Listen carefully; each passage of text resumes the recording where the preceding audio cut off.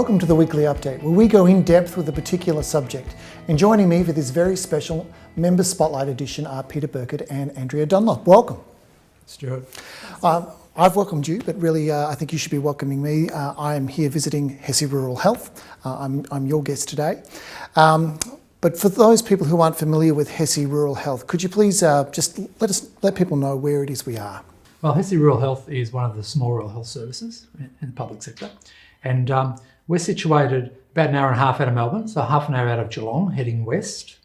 And we're currently sitting in a township of about 2,000 people. But we actually cover about a 4,000 square kilometre area. And within that within that population group, there's about 10 to 12,000 people. It's really interesting, that issue of a dispersed population. Today we're here to talk about your aged care services. How many aged care beds do you have? We've got 56, and we've got 4. We're sitting here working out how to build. And our 56 aged care beds have spread over 3 different zones, if you like. There's what used to be a low care zone, and a high and low care zone, and a dementia zone. And the dementia zone is Waroona. Yeah. And we're going to talk a little bit about Waroona today, but where I wanted to start was the general approach to aged care that you take. Okay, well, the general approach is we're community-based, and it's about, clearly it's about how aged care fits into aged people living out the remaining part of their life. And one of the phrases that caught my eye was the person-centred and thriving promoting care model. What does that mean? So, Stuart, we became really interested in this concept of a resident thriving when they came into care. We certainly noticed that when people come into care from being on their own for a long period of time potentially, that they get better when they come into care. So we wanted to understand that a little bit more. And what we discovered was that there'd been some international research done on that through some Scandinavian research based in Norway about thriving in particular, what it means to thrive, and thriving and person-centred care have become connected terms over time. And what we learnt was, and what we kind of understood intuitively, was that there's a lot of negative measures for people coming into care in terms of assessments, but we were more interested to see what positive outcomes and what we could be asking, inquiring about that could lead us down a positive and quality of life pathway. One of the things that really struck me is in terms of that philosophy that you seem to apply it not just with respect to the resident, but with respect to family members and to staff as well. Yeah, so certainly as a part of some workforce education that we did, we had a bit of a 3-part approach to that, where some education that we were involved in looked over a series of workshops with our staff about understanding what thriving means. But our residents and our families were also involved in that program as well, because we needed to take some baseline measures and understand where they thought that they were and where their families thought that they were, using some of the tools that our researcher friends from our university associates had provided to us. So for me, it's really interesting that aged care facility, rural environment, looking at a particular sort of person-centred model and having those 3 elements in terms of identifying the needs of residents, family and staff. But you mentioned before research. What's some of the research that you've been involved in? So, Stuart, when we first developed the Waroona residential environment, we attracted some attention of some international and certainly some local researchers as well.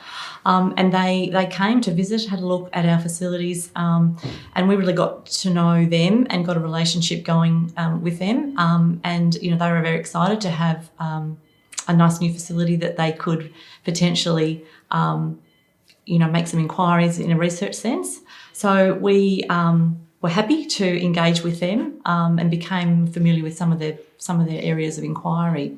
It started with a bit of an interest in rural dementia care, but then moved more towards this concept of thriving, and we've been using a tool with them called Thriving in Older Persons Assessment Scale. So they have been looking, that was a tool that was developed internationally, and they have been looking to try and validate that in an Australian context.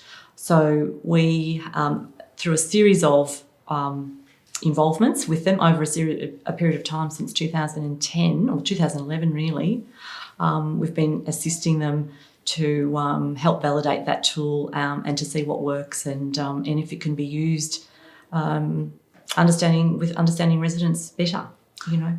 I understand that last year's research project, which was a person-centred and thriving promoting care model for residential aged care, what did that project involve?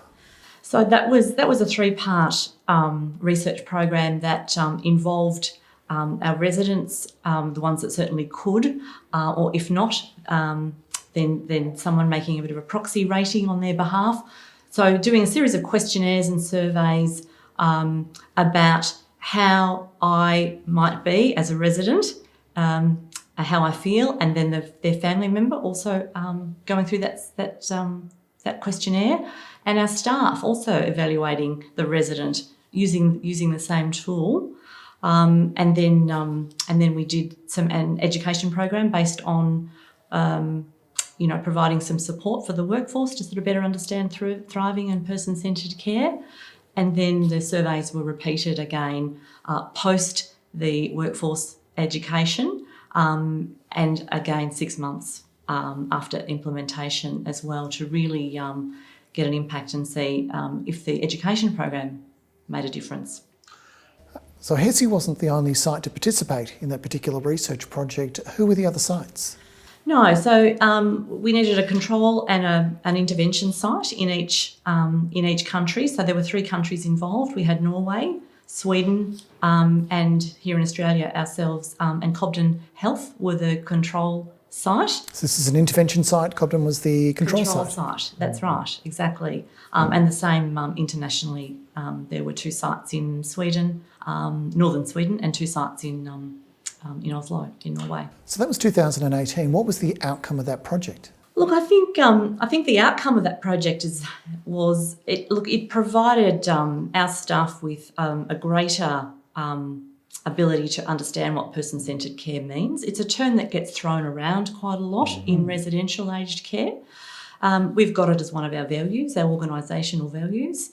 But what does it actually mean? So that project was really developed around action learning modules and reflective practice. So our staff had an opportunity to reflect on what they'd learnt, reflect on what they'd done, do some examples and some projects in between the series of the 11 workshops over the year, and to just really stop and take stock and think about what it actually means to deliver person-centred care.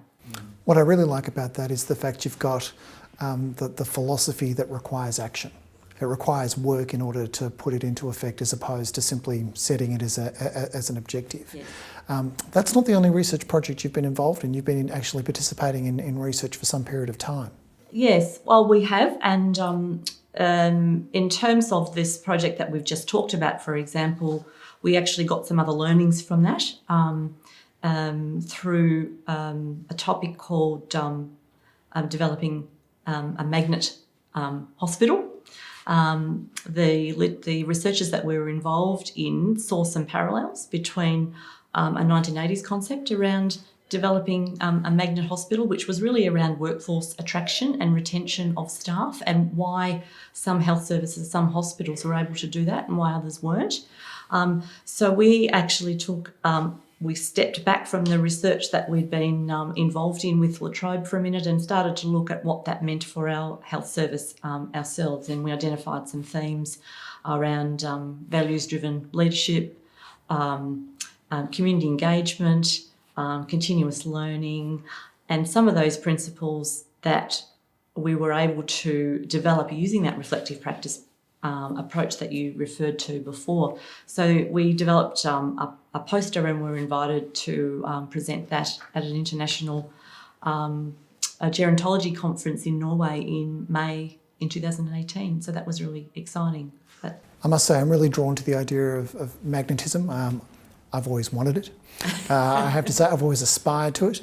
But it's really interesting to hear about it in the context of health and the experience that you've had as a small rural, being able to develop that magnetism through that kind of approach. We've probably, as a small rural, we've demonstrated that small rurals can do research. And when we started this was a very difficult zone to enter into because many people said, particularly around their time of accreditation, that they couldn't do research because they're too small and therefore they can't adhere to the requirements of that part of the standard. But we've shown that's actually not the case. You can get involved in research and have some very good outcomes from it and spread that information. But on top of that, we're also involved at the moment with some research with Hammond Care, funded through the NH&MRC grant out of Canberra, and that's to do with pain management. So it's a bit of magnetism in a way. One thing draws another. Yes. And then somebody else wants you to do something in a site because they can see that you can do it. That really brings me to Waruna, which is your dementia facility, and I think there are some really interesting things. But where I wanted to start that discussion was with respect to the building itself. We're accustomed to talking about physical design of buildings in the context of things like control, as opposed to something that is really supporting the care environment.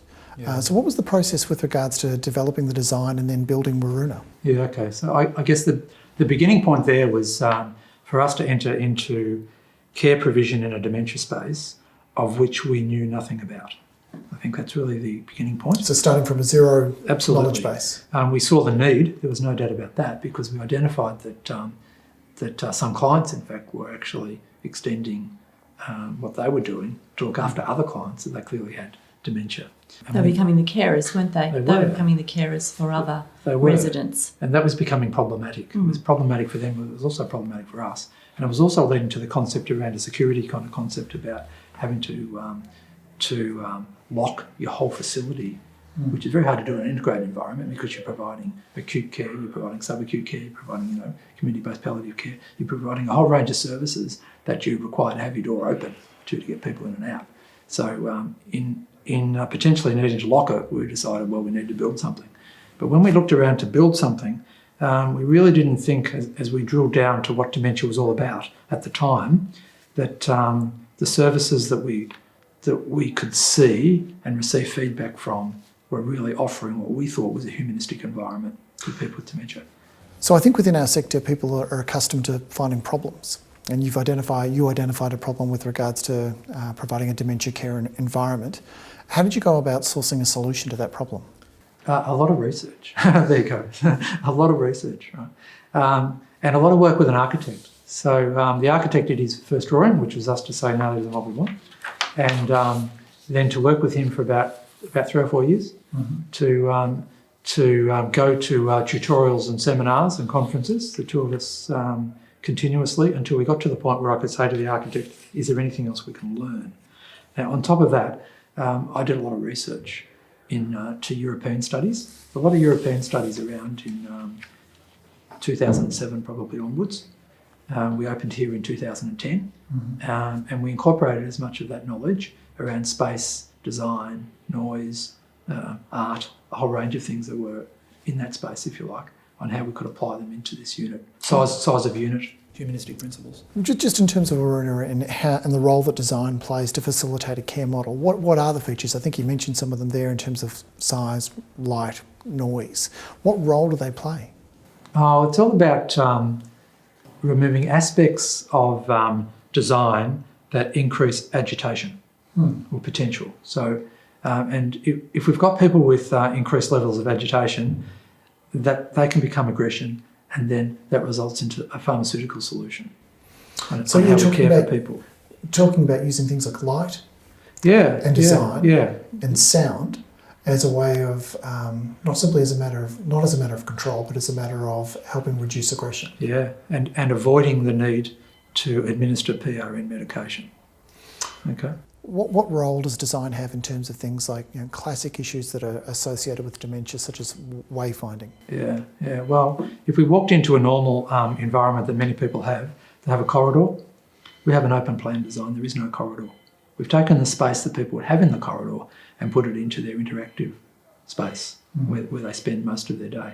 So when people walk out of their bedroom, they don't go looking. They don't stand there with an already elevated level of anxiety about, do I go left to find the lounge room, or do I go right to find the kitchen, or do I go, where am I don't know. I knew this morning, I don't know now. I knew yesterday, and that instantly adds issues to the way they feel, and therefore for us for the way we provide care.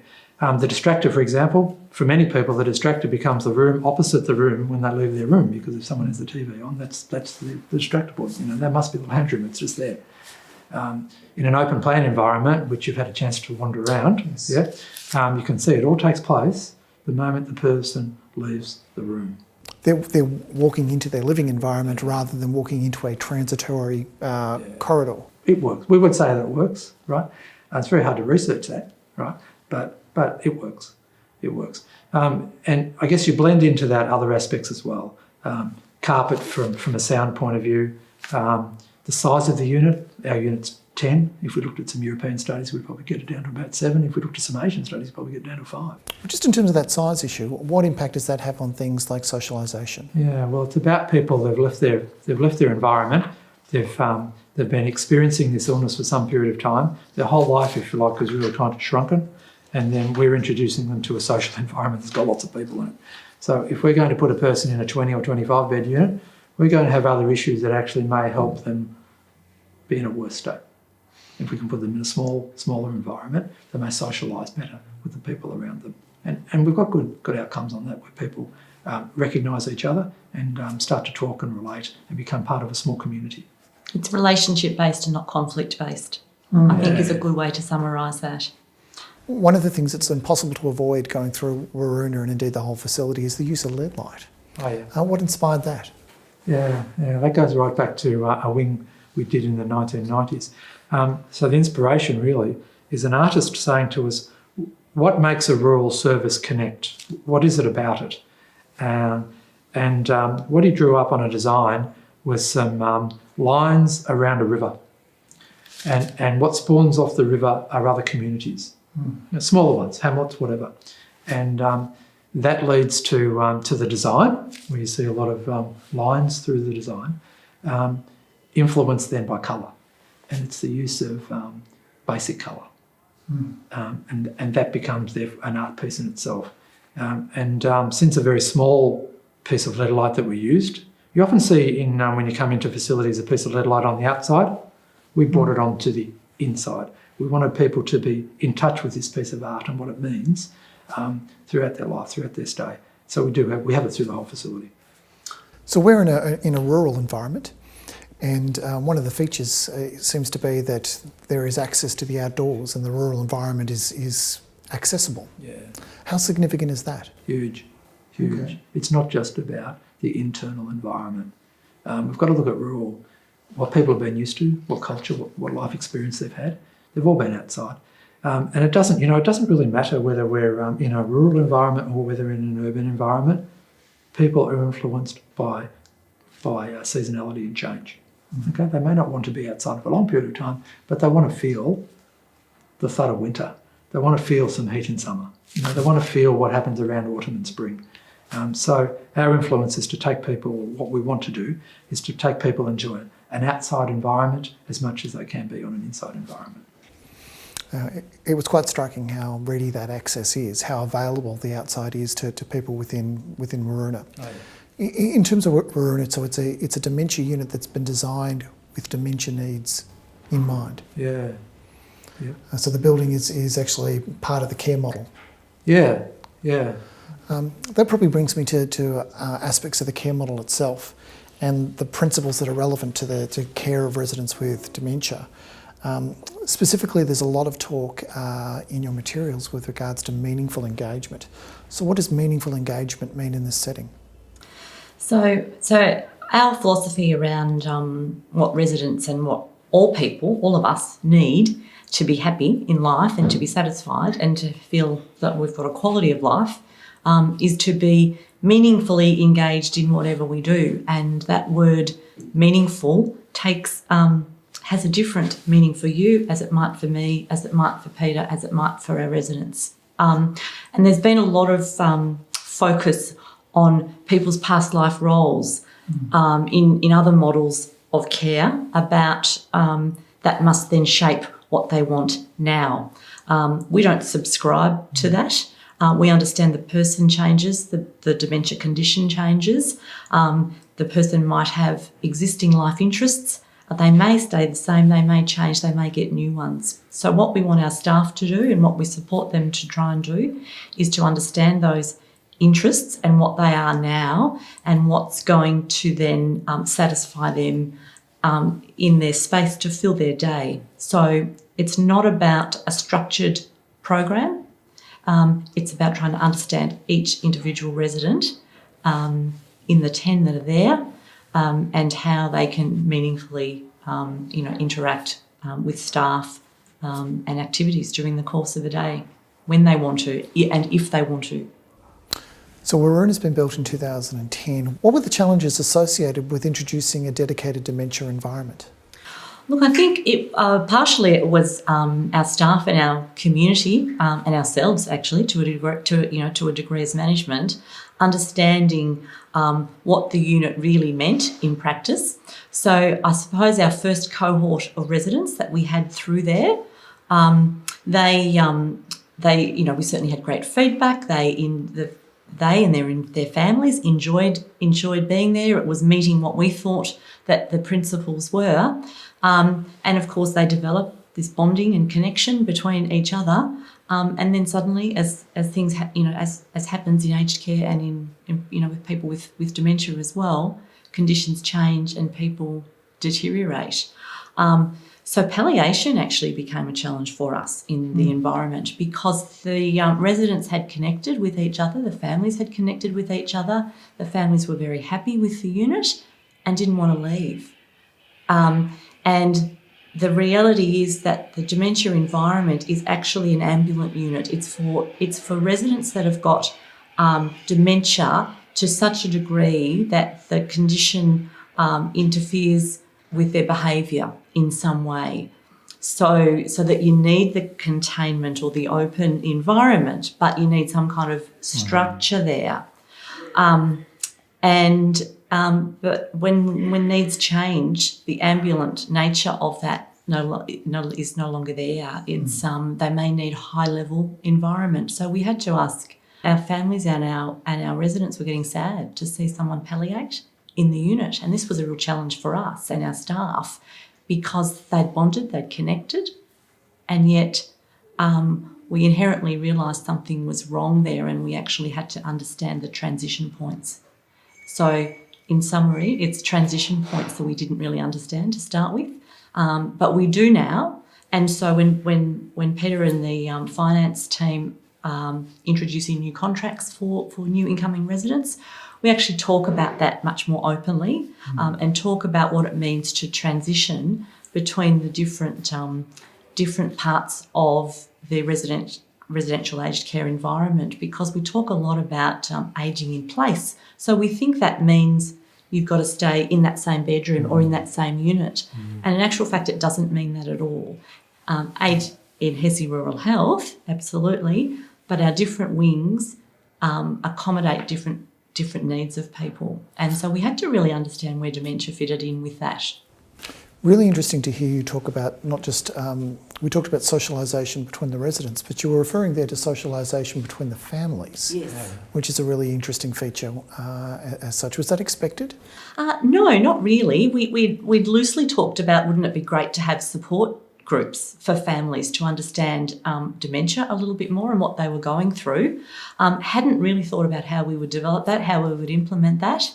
And luckily we didn't, because it happens by accident in some respects. It happens incidentally. And in actual fact, it happens for the same reasons that we developed the unit in the first place. It happens because people connect with each other, people find meaning with a similar experience. So when families are coming in, they're actually meeting with each other And therein lies the inherent support that develops with the challenges of having a relative develop dementia, because it's really a tough time for families who are losing the inherent sort of character of the person that they knew and loved. So dealing with that, our families get a lot of support from each other. So we decided never to structure that, to let that actually happen. And we know that our families meet outside for coffee. They connect with each other long after their loved one perhaps has passed away. And so there is that ongoing connection. And also we would say it's a strength of rural communities, because rural communities know how to do this inherently anyway. So, yes, so I guess message there is to observe what's naturally taking place and support it, but you don't necessarily need to intervene. I wanted to ask the question about the role that education played, particularly with respect to staff. What was necessary? Well, again, something else interesting happened in about 2010 for us that worked and timed really nicely, and that was we had an approach from Deakin University asking us if we would host their third and fourth year occupational therapy students in a community-based placement. And they were particularly interested in finding placements where occupational therapists traditionally don't work. And Deakin, interestingly, decided that was aged care.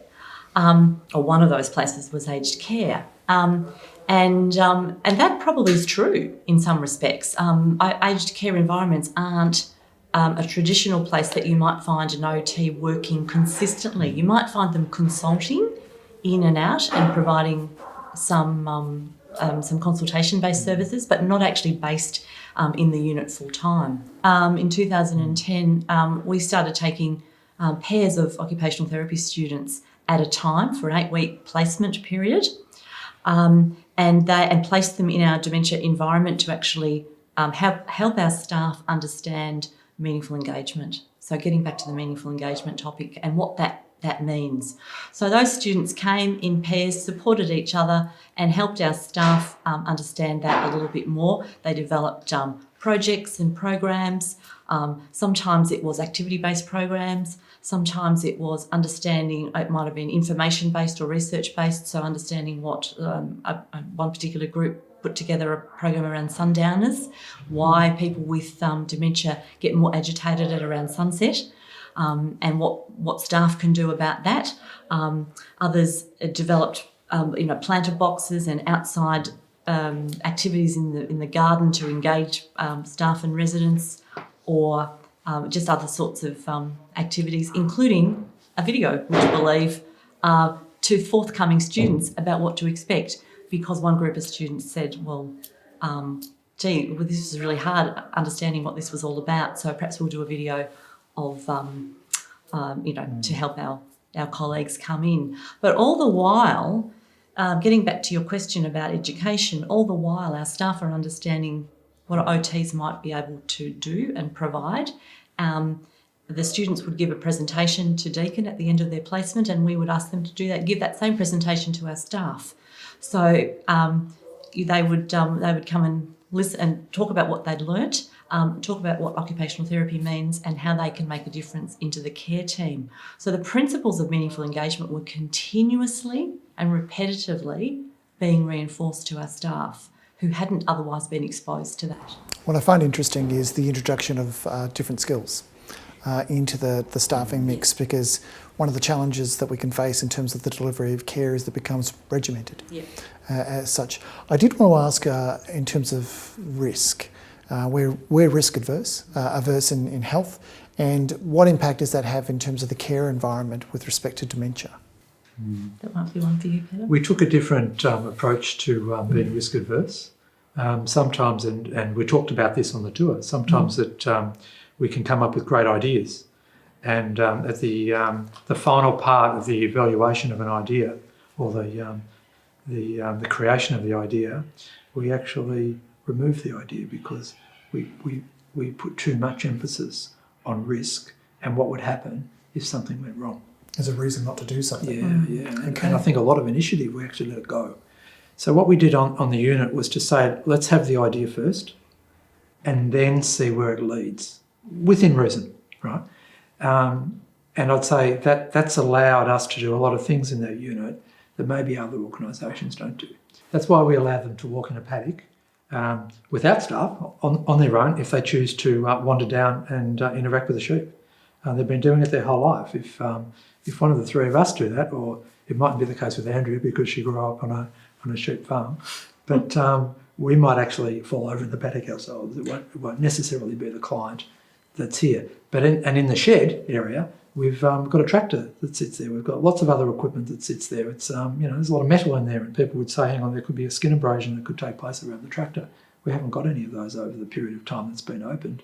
But we've gone one step further through the use of the OTs, and we've got tools there. And if the people want to pick up tools, the clients want to pick up some tools and play with a tractor, well, so be it. And let's just see where it leads first. Certainly at VHIA, we have a strict no sheep policy. It's something that we learnt the hard way. I wouldn't allow the staff to interact with wildlife. But here it's different. It's part of who people are. It's part of their experience that they've interacted in a rural environment, and you've effectively maintained that. I did want to ask the question with respect to art. What role does art play? Oh, art's pretty significant. So we've picked that up in a variety of ways. For a lot of people that have developed a dementia illness, as their cerebral decline takes place, they develop an art flare. And I think the research is sitting around about 30% of people who develop that art flare. So we've had a period of time where we've engaged an artist to work with clients, and they will paint maybe for the first time of their lives and do some significant artwork. That's not just a finding of us, clearly. It's a finding, a worldwide finding. But we also put a lot of art through the whole facility, and that's based on some outcomes that took place in 3 significant art galleries overseas. So the Louvre, the London Art Gallery, and one of the major galleries in New York. And that was a program where people with dementia were able to wander through parts of the gallery, and they were filmed. And the filming was then evaluated to find out what people stopped at to look at. And that was around facial engagement and animals. So people were drawn to artworks of a particular kind. Yeah, that's exactly right. One of the things that really struck me walking through the facility were a lot of work by local artists. Oh, yeah. A lot of imagery that people might remember as part of their life in terms of rural images. Yeah. But the fact that when you walk down the hallway, artwork isn't hung on the walls. It's actually been designed, the corners have been taken off, so the artwork is facing you as you walk down the hallway. Yeah. I don't think I've ever seen that before, certainly not in a gallery. No. It's something we haven't quite got right either. We generally hang artwork in a hallway. You walk past it, you don't stand and look at it. So the angling of the corners of the rooms was to achieve that. And then you've got identifiers, and for all age people, whether with dementia or not, there is wayfinding issues. Facilities are big, and where is your room? So you can identify that by angle cut walls. So we've talked about occupational therapy, we've talked about the role that art plays, the role the rural environment plays. Some of these things would be new ideas for clinical staff, for people who've worked in that clinical environment. What's the process of acceptance for these changes? Look, I think there was a couple of really interesting things for us that stands out there. The first thing that comes to my mind is staff took a long time to understand that they actually had permission to just be with a resident, that they didn't have to be doing something all the time. They didn't have to be so task-focused. It took them a while to stop looking over their shoulder to say, is my supervisor coming? Because I'm sitting here and I'm doing a jigsaw and I'm not really generally supposed to be doing that. That's like doing nothing, isn't it? And then the interaction with the OT staff was really interesting too, because you would find that the care staff might gravitate. If the OT staff were there, the OT staff or the OT students were there, the care staff would gravitate back to their traditional roles, and that they would say, oh, okay, well, that's not my domain anymore. The OTs are here today, or the OT students are here today, so they will do, whatever activity that the residents are interested in doing today. If the OT students weren't there, then the care staff are more likely to happily be with the residents and do something and find something that was going to be of interest to them at that time and at that day. But it took them a while to understand they had permission for that. And it's a very different ethos than it perhaps is in the high care part of the residential environment, which is very care dependency, related, providing physical care, assisting with meals, all those things. Permission is such an interesting word. Permission. Yeah. Yes, exactly. The other thing I think that that our staff didn't appreciate, and that we probably didn't appreciate it either, we didn't get much of a reaction, I suppose, to the Waruna environment locally and regionally when it was first developed. What we got though was a lot of interest internationally. So when we took some presentations interstate and overseas, it was LASA, actually, the peak body, that actually encouraged us to take it internationally, because we did a presentation in Mount Gambier back in 2010, and they said, why don't you take this to London? There was an international conference coming up, and we just laughed at them. And why would a little old, facility in rural Victoria present something in London? No, they said, no, you've got a really interesting story to tell that's not being told, and you've got a really interesting unit.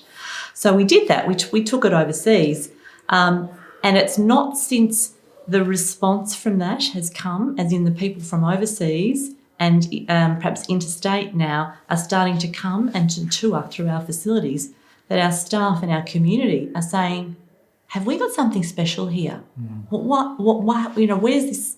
Why are all these people coming from? That's just a dementia environment. That's just Waruna. That's the unit that we opened in 2010. There's nothing special about this, is there? So it wasn't until the outside interest came, looked and gave commentary that our staff, our community, and probably ourselves to a point, really understood exactly what we'd achieved. It almost sounds like there's a role for validation in those sort of things. Well, I do have to ask on that point. Imitation is often said to be the sincerest form of flattery. Have other people picked up and adopted that model and the design that you've utilised here? Yeah, I think the answer is yes. And we hope that people take away a lot of ideas. That the point here is that we've explored different things, and then people have a chance, if they're doing perhaps minor change or major build, they can be exposed to something and then go away and think about how it can actually fit into their design. And we're quite positive about that, always have been all the way along. In the dementia environment, we have to be very quick on the uptake of change, because it hasn't been looked at. We haven't had a national rural policy on dementia till still relatively recently. Change needs to occur quickly. The university sector have well and truly recognised that. The change is very, very slow. So we thought this was a way to speed change on. Peter and Andrea, thank you so much for taking the time to have us here and to do a podcast here at your facility. Thank you also for the tour and for opening up and sharing your experience, particularly with regards to the development of Waruna. I'd also recommend for those people who want to find out more information about the great work being done by Hesse Rural Health to go to their website and have a look at their YouTube clips. Thanks for joining us, and that's it for this week's Weekly Update.